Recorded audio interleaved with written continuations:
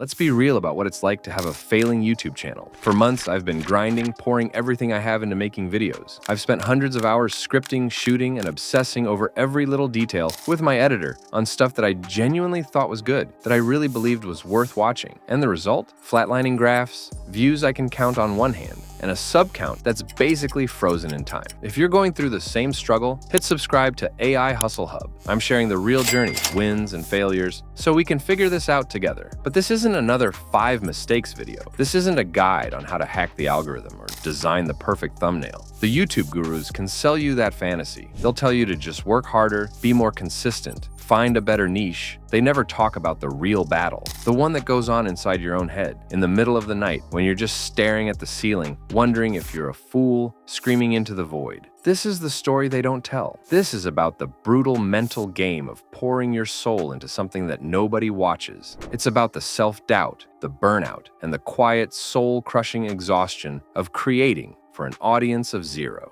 The first thing that hits you in this mental battle is self-doubt, and it doesn't hit you like a truck. It's more like a fog that just slowly rolls in. It all starts with one simple, toxic question. Am I the problem? You hit publish on a video you just spent 40 hours on. You feel proud of it. You think, this is it. This is the one that's finally going to connect. And then, cricket. A few views, probably from your mom, a couple of loyal friends, and your own refresh clicks. The silence is so loud, and in that quiet, the questions just start spinning in your head. You start to second-guess everything. Is my voice annoying? Is the way I explain things just boring? Are my ideas dumb? Then you see another channel in your niche post a video on the exact same topic, and it just blows up with 100,000 views in a day. That's when the comparison starts. It's basically mental self-harm, but you can't look away. You go through their video, analyzing every frame, every cut, every word. Their editing is way snappier. Their graphics are cleaner. They just sound more confident. Suddenly, you're not a creator anymore. You're a detective at the crime scene of your own failure, and every clue points right back at you. That's when the imposter syndrome really kicks in. You feel like a fraud just playing at being a YouTuber. You start to believe that everyone else has some secret, some natural talent that you just don't have. That feeling of not being good enough becomes your shadow, following you into every new project. It whispers that you're not just failing, you are a failure. And the worst part is, that voice in your head feels more real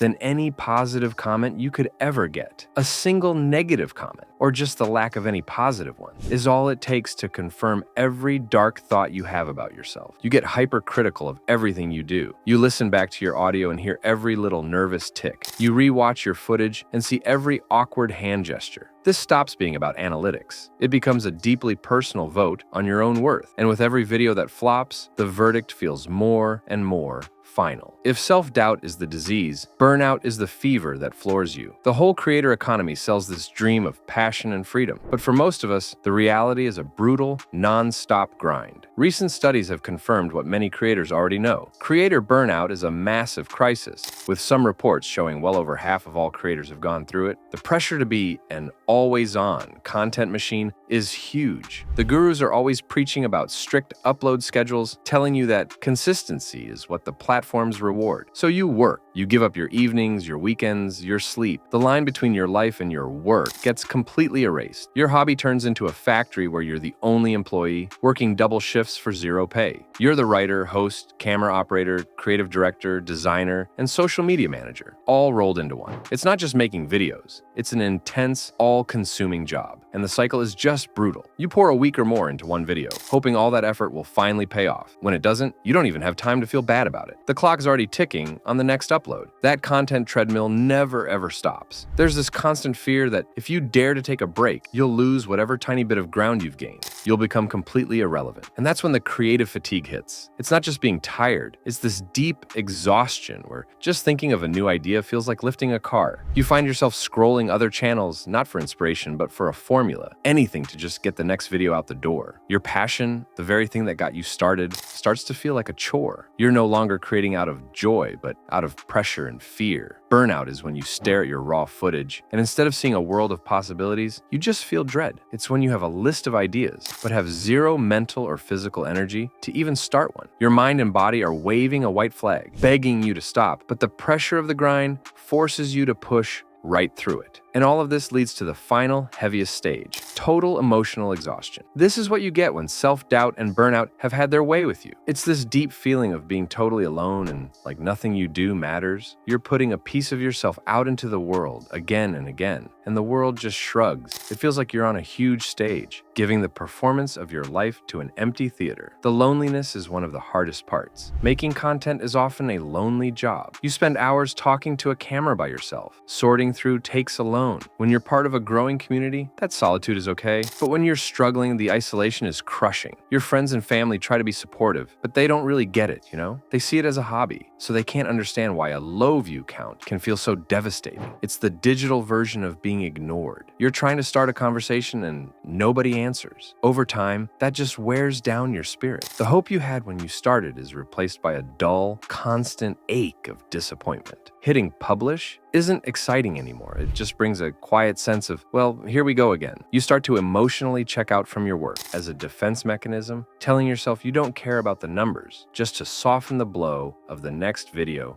that will inevitably flop. The psychological impact is real. So many creators, even the huge ones, talk about struggling with anxiety and depression because their self-worth gets so tangled up with their channel's performance. When your metrics are in the gutter, it's so easy to feel worthless. You feel like you're not just failing at YouTube, you're failing at life. This is the dark side of the creator journey, the part that's so often hidden behind the success stories. It's the silent struggle that so many of us are facing, completely alone.